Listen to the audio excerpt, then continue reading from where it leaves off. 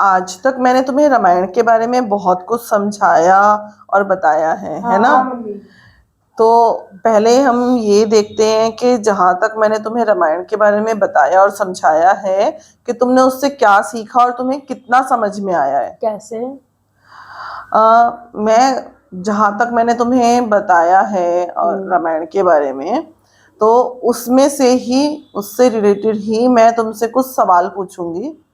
Okay. तो तुम मुझे आंसर करना, तो देखते हैं कि तुम्हें कितना समझ में आया और तुमने कितना जाना है उससे। ठीक है ना। तो स्टार्टिंग में तो बिल्कुल बेसिक से ही एक दो सवाल पूछूंगी। तो हम जैसे पॉइंट्स भी गिने जाएंगे। हाँ, पॉइंट्स गिने जाएंगे और जिसके ज्यादा पॉइंट होंगे, हाथ ऊपर करेगा पहले, तो सीधे आंसर नहीं करना है, नहीं तो पॉइंट अगर एकदम से बोल दोगे तो मैं पॉइंट्स भी कैसे दूंगी, है ना। पहले हैंड्स रेज करोगे आप, फिर मैं, और जिसके ज़्यादा पॉइंट होंगे, जिसने ज़्यादा सवालों के जवाब दिए, और जो पहले हाथ उठाएगा उसको आंसर करने का मौका दिया जाएगा। अब दोनों को पता होगा, दोनों उठाओगे, है ना।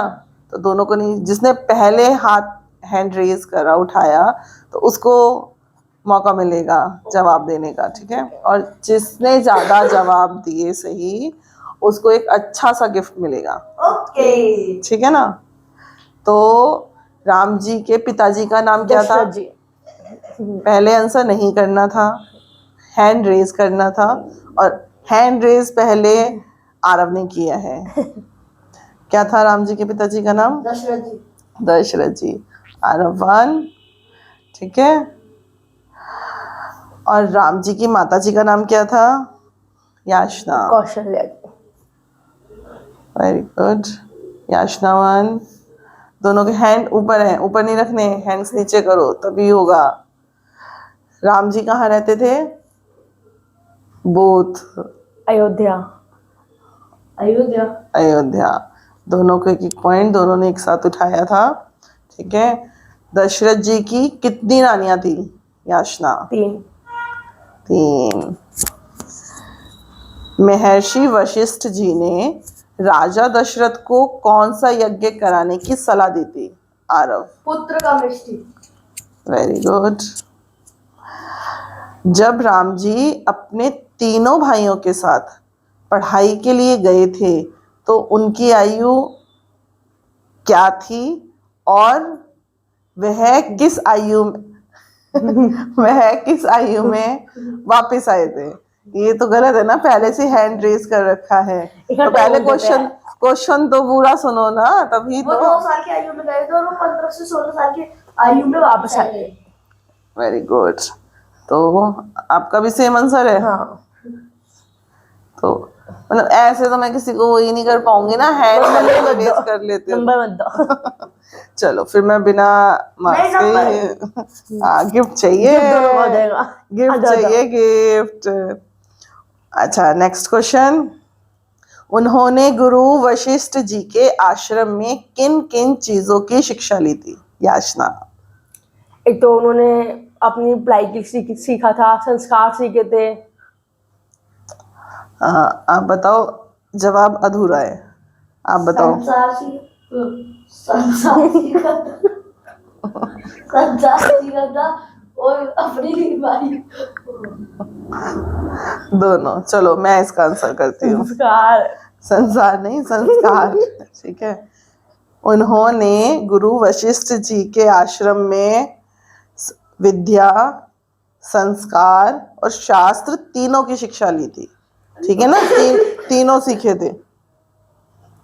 चलो नेक्स्ट क्वेश्चन। विश्वामित्र जी राम जी को लेने क्यों आए थे? आरव।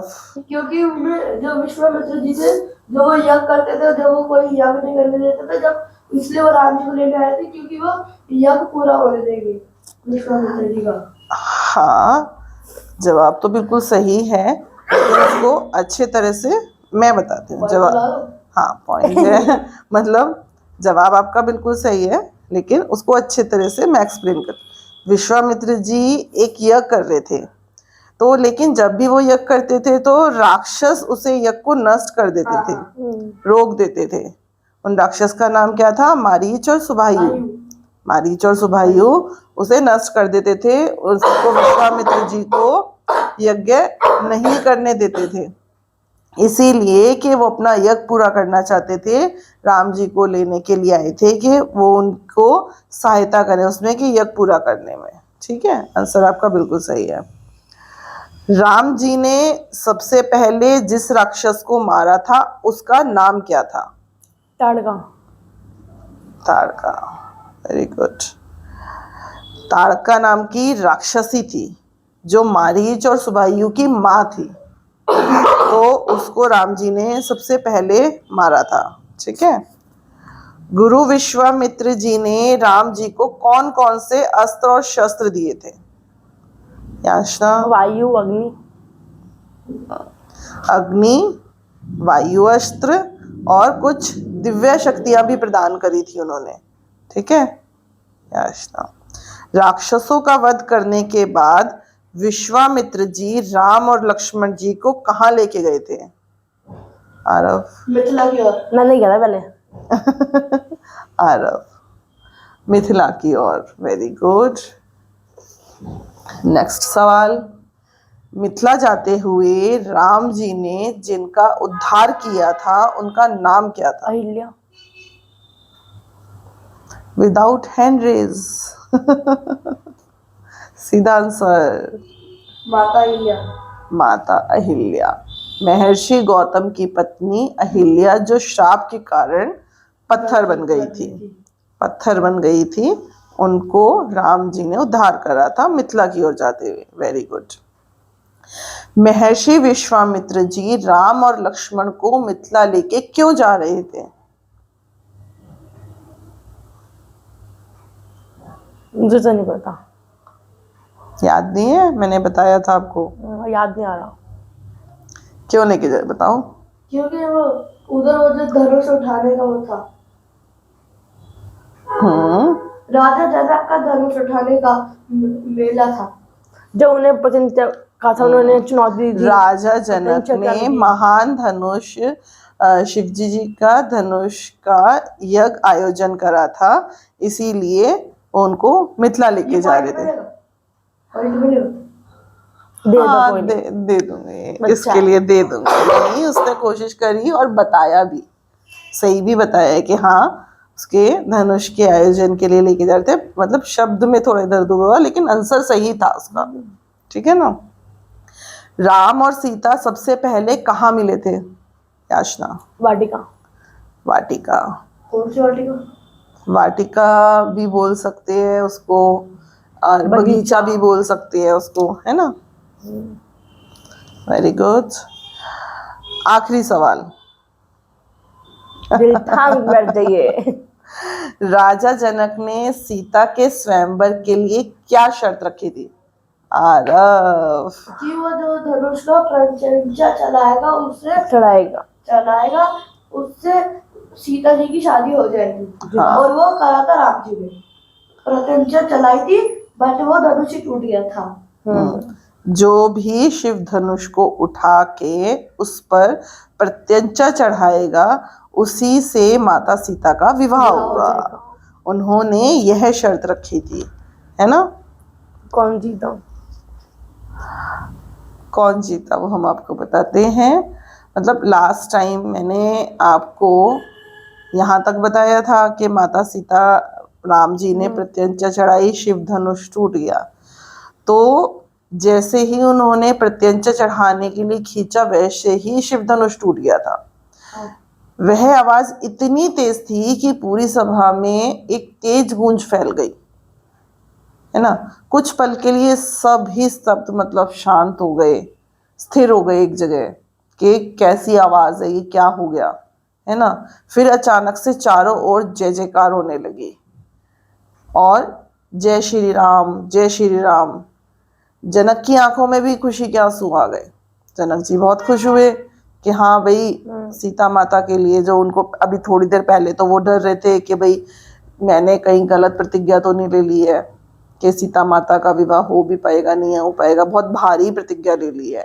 तो उनकी आंखों में भी आंसू आ गए और वो भावुक हो गए कि आज मेरी प्रतिज्ञा पूरी हो गई। तभी सीता जी भी अपनी सखियों के साथ हाथों में वरमाला लिए धीरे धीरे में सभा में प्रवेश करती हैं। मतलब उन्होंने भी प्रवेश करा सीता माता में। उनके चेहरे पर शर्म और खुशी दोनों ही झलक रहे थे ओके कि जब वो आ रही थी सभा में अपनी सखियों के साथ वरमाला लेकर, तो उनके चेहरे पर भी शर्म और खुशी दोनों ही झलक रहे थे। सभा में सभी लोग उन्हें देख रहे थे। सीता जी धीरे धीरे राम की ओर आकर रुक जाती हैं। उन्होंने एक दूसरे को देखते हैं, राम जी और सीता जी। फिर सीता जी ने हल्की सी मुस्कान के साथ राम जी के गले में वरमाला डाल दी, और जैसे ही वरमाला डाली पूरी सभा मंडल खुशी से गूंज उठी और चारों ओर शंखनाद होने लगा। आप बजाते हो ना जैसे शंख, उसे शंखनाद करना बोलते हैं।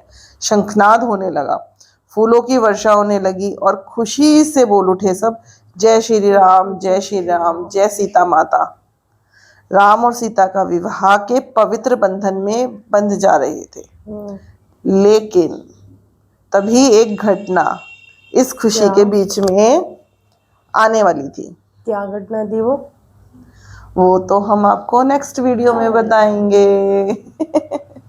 सस्पेंस। सस्पेंस वो हम आपको नेक्स्ट वीडियो में बताएंगे कि उनके विवाह में क्या एक घटना हुई? क्या घटना होने वाली थी। ओके अभी हम आपको बताते हैं कि किसके ज्यादा पॉइंट्स हैं, कि किसने विन करा है ना।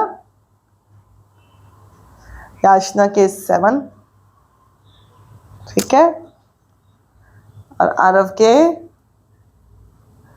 के कितने 9 आरव के 9 पॉइंट्स। आरव ने विन करा। मतलब दोनों को ही पता है, लेकिन गिफ्ट तो मांग लो। आरव के मतलब ये था ना कि जिसने जल्दी हैंड रेज करा उसको मिलेगा। तो नेचुरल ये है कि आरव ने सबसे जल्दी और सबसे पहले जवाब दिए, तो आरव के 9 पॉइंट्स, याचना के 7। तो आरव जीत गया। अब आरव को एक अच्छा सा गिफ्ट मिलेगा, और वो भी हम नेक्स्ट वीडियो में दिखाएंगे कि आरव को क्या गिफ्ट मिला। ठीक है ना, कि आरव को क्या गिफ्ट मिला वो हम नेक्स्ट वीडियो में दिखाएंगे। ओके अगर आपको हमारी वीडियो पसंद आए तो लाइक, कमेंट, शेयर, सब्सक्राइब जरूर करना और बेल आइकन दबाना ना भूलें। मिलते हैं अगली वीडियो में। आपको भी कोई सवाल पूछना हो या फिर कोई जानकारी लेनी हो तो वो भी आप हमसे पूछ सकते हैं। अभी कमेंट करके ज़रूर पूछें और कमेंट बॉक्स में जय श्री राम ज़रूर लिखें। मिलते हैं अगली वीडियो में। जय श्री राम।